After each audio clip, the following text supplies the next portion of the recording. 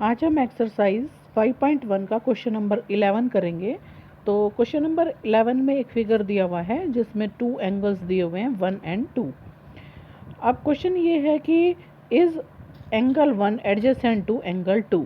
तो adjacent angle के लिए हमने कुछ रूल्स बताए थे आपको। पहला रूल था कॉमन वर्टेक्स। फर्स्ट रूल क्या है? कॉमन वर्टेक्स होना चाहिए। तो वही चेक करते हैं हम इसमें। अब एंगल 1 का वर्टेक्स यहाँ पर है और एंगल 2 का वर्टेक्स इस जगह पर है, यानी कि इनका कॉमन वर्टेक्स नहीं है। तो ये एडजेसेंट एंगल नहीं है। एंगल 1 एंड 2 एक दूसरे के एडजेसेंट नहीं है। बाकी की जो नेसेसिटीज़ हैं वो ये पूरा कर रही हैं, जैसे कि इनकी एक कॉमन आर्म है ये वाली, और इनकी नॉन कॉमन आर्म्स ये और ये एक कॉमन आर्म के अपोजिट साइड्स में हैं। लेकिन ये तीसरी शर्त पूरी नहीं करते कि इनका कॉमन वर्टेक्स नहीं है। तो एंगल 1 एंगल 2 के एडजेसेंट नहीं है। नेक्स्ट फिगर में हमें कुछ एंगल्स दिए हुए हैं X Y and Z, unknown angles हैं, इनकी वैल्यू हमें निकालनी है। तो अब यहाँ पर हम देखेंगे कि हमें एक्स वाई और जेड की वैल्यू कैसे निकालेंगे। तो अब यहाँ पर आप देख रहे हैं ये टू लाइन सेगमेंट्स एक दूसरे को कट कर रही हैं। तो अगर ये वाला एंगल 55 डिग्री है तो एंगल एक्स भी कितना होगा? 55। क्यों? क्योंकि ये एंगल 55 के वर्टिकली अपोजिट है। इस एंगल के वर्टिकली अपोजिट है एक्स एंगल। अब देखते हैं वाई एंगल की वैल्यू क्या होगी।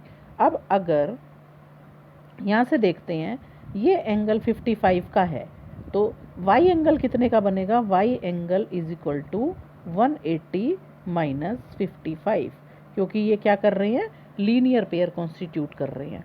10 में से 5 गया 5, 7 में से 5 गया 2। ठीक है, और 1 का 1। ठीक है, तो इसकी वैल्यू कितनी आ गई? वाई की 125 डिग्री। अब क्योंकि वाई एंगल जो है ये दो लाइन सेगमेंट एक दूसरे को कट करनी है, तो वाई इसके जेड एंगल के वर्टिकली अपोजिट है, तो वाई की वैल्यू भी जेड के बराबर होगी, यानी कि 125 डिग्री। वाई और जेड एक दूसरे के वर्टिकली अपोजिट एंगल्स हैं। नेक्स्ट फिगर में हम देखते हैं यहाँ पर। अब हमें यहाँ पर भी एक्स वाई एंड जेड की वैल्यू निकालनी है। तो पहले देखते हैं कौन से दो लाइन सेगमेंट एक दूसरे को कट कर रहे हैं।